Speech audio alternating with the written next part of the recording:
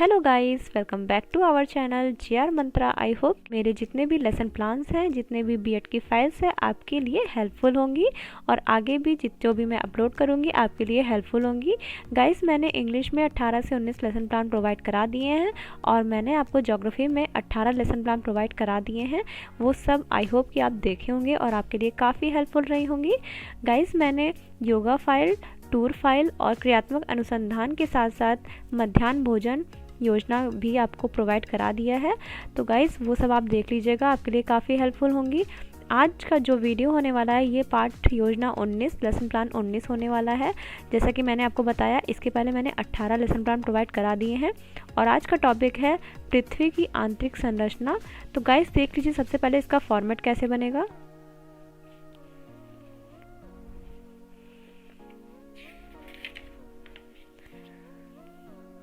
इसका format guys इस तरीके से, लाइंस वगैरह इसी तरीके से आप करेंगे और यहाँ पर आके आपका एंड होगा। तो चलिए इसको डिटेल में देखते हैं।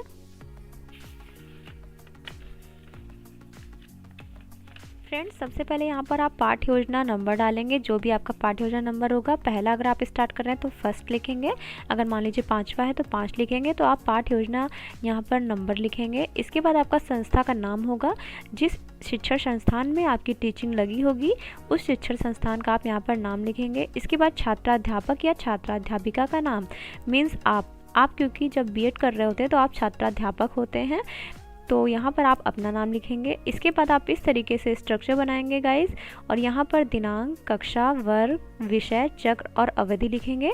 जिस डेट को आपकी टीचिंग लगी होगी वो आप लिखिएगा। इसके बाद कक्षा, जो भी आपकी कक्षा होगी, 7, 8 जो भी, वो आप लिख लीजिएगा। इसके बाद वर्ग होगा, फिर विषय होगा भूगोल, फिर चक्र होगा जो भी आपका पीरियड होगा और यहाँ पर होगा अवधि, जो भी आप यहाँ पर डाल दीजिएगा जितने भी मिनट की आपकी क्लास होगी। इसके बाद आपका होगा प्रकरण जो आपका टॉपिक होता है। आज का टॉपिक है पृथ्वी की आंतरिक संरचना, यहाँ पर आप टॉपिक डाल देंगे। इसके बाद यहाँ पर सामान्य उद्देश्य। गाइस, सामान्य उद्देश्य क्या होता है? मीन्स होता है जनरल एम्स। आपके भूगोल शिक्षण से आप बच्चों में क्या क्या चीज़ें डेवलप करते हैं, वही होता है सामान्य उद्देश्य। तो यहाँ पर देखिए आप इस तरीके से 8 पॉइंट्स लिखेंगे। छात्रों को भौगोलिक ज्ञान कराना, छात्रों को भावी विश्व नागरिकता का प्रशिक्षण देना, छात्रों को जीविकोपार्जन योग्य बनाना, छात्रों को भौगोलिक परिस्थितियों का मानव जीवन पर पड़ने वाले प्रभाव का ज्ञान कराना, छात्रों को भूगोल विषय का ज्ञान कराना, छात्रों को विश्व बंधुत्व की भावना का विकास कराना, छात्रों में चिंतन व तर्क शक्ति का विकास करना, छात्रों में स्वदेश प्रेम की भावना का विकास करना। इस तरीके से आप इसमें 8 पॉइंट्स लिखेंगे। इसके बाद आपका आता है विशिष्ट उद्देश्य, मीन्स होता है स्पेसिफिक एम। विशिष्ट उद्देश्य क्या होता है? आपका जो टॉपिक है पृथ्वी की आंतरिक संरचना, वो पढ़ाने से आप उन बच्चों में क्या क्या चीज़ें डेवलप करते हैं, आपका उद्देश्य क्या है, यही होता है आपका विशिष्ट उद्देश्य। इसमें आपके 3 उद्देश्य होते हैं, ज्ञानात्मक उद्देश्य, बोधात्मक उद्देश्य और प्रयोगात्मक उद्देश्य, और तीनों में आप 2-2 पॉइंट्स लिखेंगे। ज्ञानात्मक उद्देश्य में आप 2 पॉइंट्स लिखेंगे। छात्र पृथ्वी की आंतरिक संरचना के बारे में जान सकेंगे। नेक्स्ट है आपका, छात्र पृथ्वी की आंतरिक संरचना के बारे में प्रत्यास्मरण कर सकेंगे। तो यहाँ तक आपका हो जाता है ज्ञानात्मक उद्देश्य। गाइस, इसके बाद आपका आता है बोधात्मक उद्देश्य। छात्र पृथ्वी की आंतरिक संरचना की व्याख्या कर सकेंगे, छात्र पृथ्वी की आंतरिक संरचना को वर्गीकृत कर सकेंगे। इसके बाद आपका आता है प्रयोगात्मक उद्देश्य। छात्र पृथ्वी की आंतरिक संरचना को चार्ट द्वारा प्रदर्शित कर सकेंगे, छात्र पृथ्वी की आंतरिक परतों को चिन्हित कर सकेंगे। तो यहाँ तक होता है आपका विशिष्ट उद्देश्य। इसके बाद आपका आता है सहायक सामग्री। यहाँ पर देखिए कक्षा संबंधी सहायक सामग्री जो आप अपने साथ ले जाते हैं टीचिंग के दौरान, जैसे चौक हो गया, डस्टर हो गया, कोई चार्ट हो गया, ग्लोब हो गया। तो यही सब आपके मटेरियल एड्स जो होते हैं वो आपकी सहायक सामग्री होती हैं। इसके बाद आता है आपका पूर्व ज्ञान। पूर्व ज्ञान क्या होता है? जो भी आप बच्चों को पढ़ाते हैं, आप एक्सपेक्ट करते हैं कि बच्चे उसके बारे में थोड़ी सी नॉलेज रखते होंगे।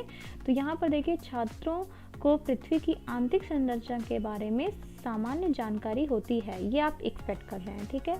इसके बाद आपका आता है प्रस्तावना, मीन्स इंट्रोडक्टरी क्वेश्चन जो होता है ये बहुत इंपॉर्टेंट होता है गाइज। ये आपको बहुत ही ईजी बनाना होता है ताकि बच्चे आसानी से आंसर दे पाएँ और लास्ट में आपका समस्यात्मक आ सके। तो यहाँ पर देखिए आप क्वेश्चन पूछेंगे हम किस ग्रह पर रहते हैं, बच्चे आसानी से आंसर दे पाएंगे। पृथ्वी पर, पृथ्वी की ऊपरी सतह किससे बनी होती है, तो बच्चे आंसर दे पाएंगे धूल, मिट्टी, कण आदि।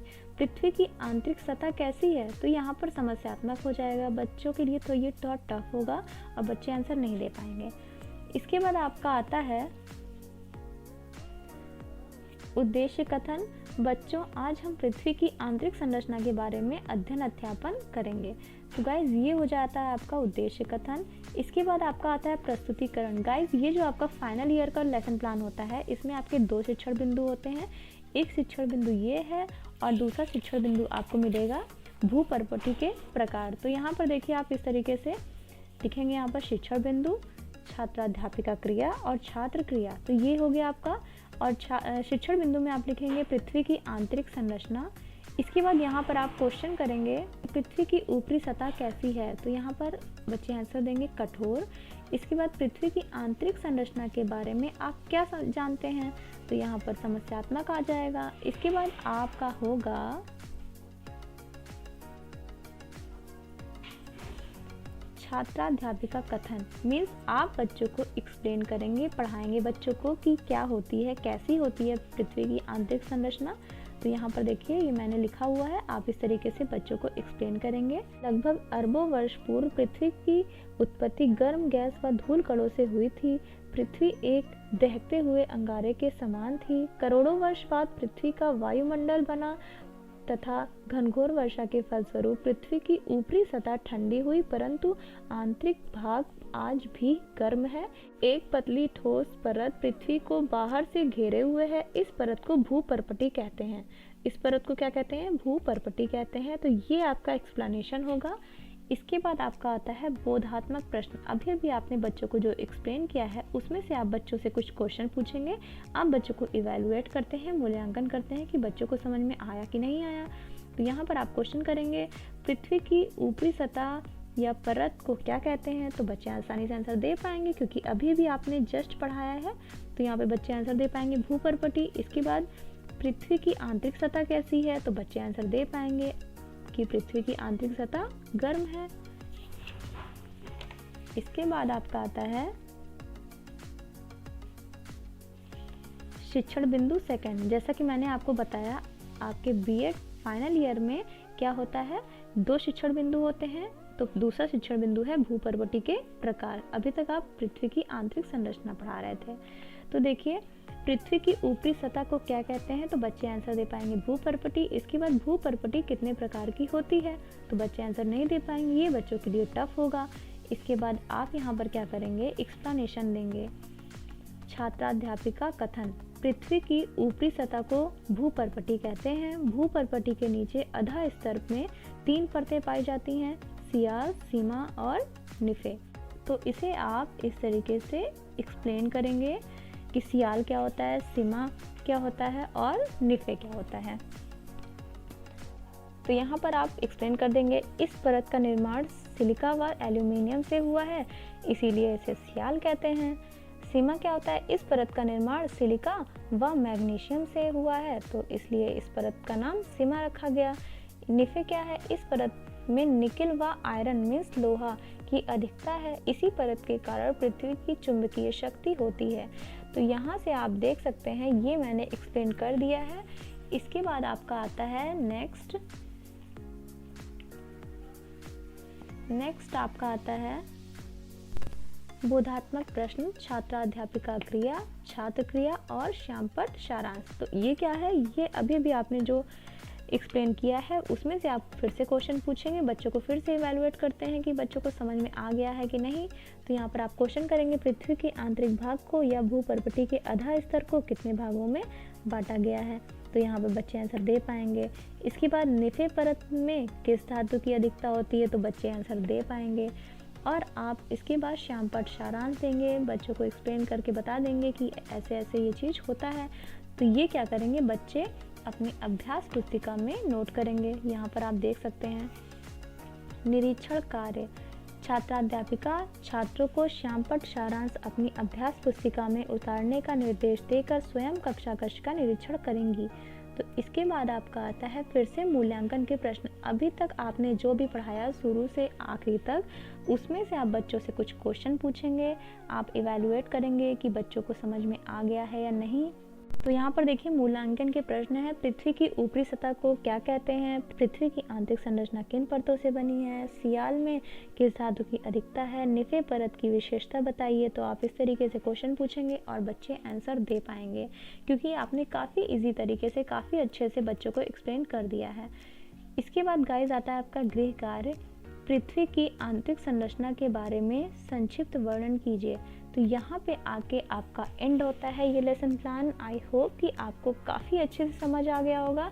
आपने अभी तक ये वीडियो देखा है, इसका मतलब आपको कुछ ना कुछ समझ में आ रहा होगा। तो प्लीज़ लाइक ज़रूर कर दीजिएगा, बिना लाइक किए मत जाइएगा। तो लाइक शेयर कमेंट ज़रूर कर दीजिएगा गाइज, और मेरे चैनल को ज़रूर सब्सक्राइब कर दीजिएगा, ताकि जब भी मैं कोई नेक्स्ट वीडियो अपलोड करूँ तो आपके पास नोटिफिकेशन चली जाए। गाइस, अगर आपको किसी भी टॉपिक पे लेसन प्लान चाहिए होगा तो आप प्लीज़ मुझे कमेंट कर दीजिएगा और मैं आपको प्रोवाइड कर दूँगी। और हाँ, क्लास और टॉपिक ज़रूर उसमें कमेंट में लिख दीजिएगा, ताकि मैं प्रोवाइड कर सकूँ आपको।